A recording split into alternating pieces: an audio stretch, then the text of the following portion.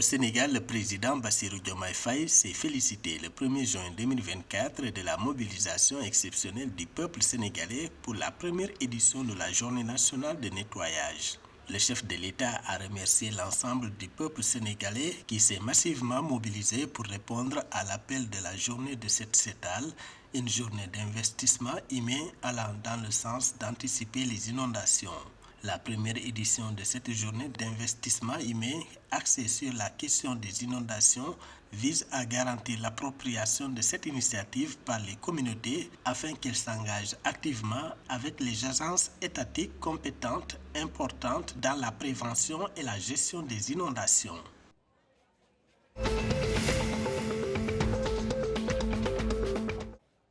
La commission sénatoriale chargée de l'armée nigériane a demandé une enquête approfondie sur le meurtre de soldats à Ebe, la plaque tournante commerciale de l'État des Bières au Nigeria. Cette demande d'enquête a été lancée le 1er juin 2024 par le président de la commission. Selon les sources officielles, 5 soldats ont été tués le 30 mai 2024 lorsque des hommes armés ont attaqué les troupes participant à l'opération Udoke. Selon les sénateurs, l'attaque orchestrée par les terroristes a entraîné la mort tragique de 5 membres des forces armées. Un acte qui, selon eux, constitue un affront à la paix et à la sécurité du pays.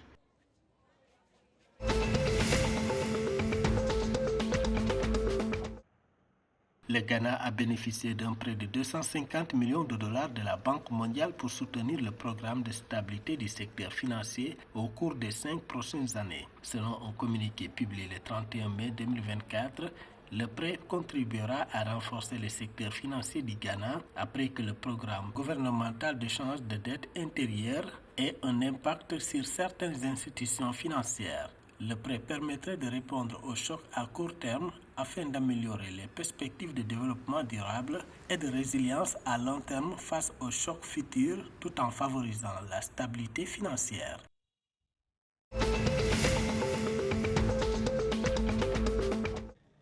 Au Togo, environ 200 millions de plants d'arbres ont été mis à terre le 1er juin 2024 dans le cadre de la célébration de la Journée mondiale de l'arbre. Dans cette démarche, plus de 21 millions d'arbres et 125 532 hectares sont mobilisés pour assurer la campagne de reboisement 2024. Le gouvernement togolais, dans sa volonté politique et dans le souci d'inverser la tendance de la dégradation des ressources forestières à travers une incitation manifeste au reboisement à grande échelle, a fait du reboisement une priorité nationale en vue de lutter contre le changement climatique. Avec une ambition décennale visant à planter 1 milliard d'arbres à l'horizon 2030, cette démarche participe à atteindre cet objectif de reboisement.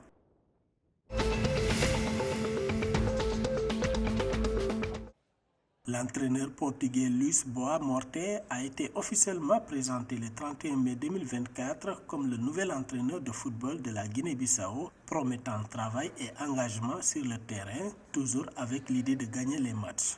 À cette occasion, le nouveau sélectionneur qui remplace le Guinéen Bassirou Kandé en a profité pour déclarer qu'il ne compterait jamais sur les joueurs qui ne se consacrent pas à fond à la Guinée-Bissau.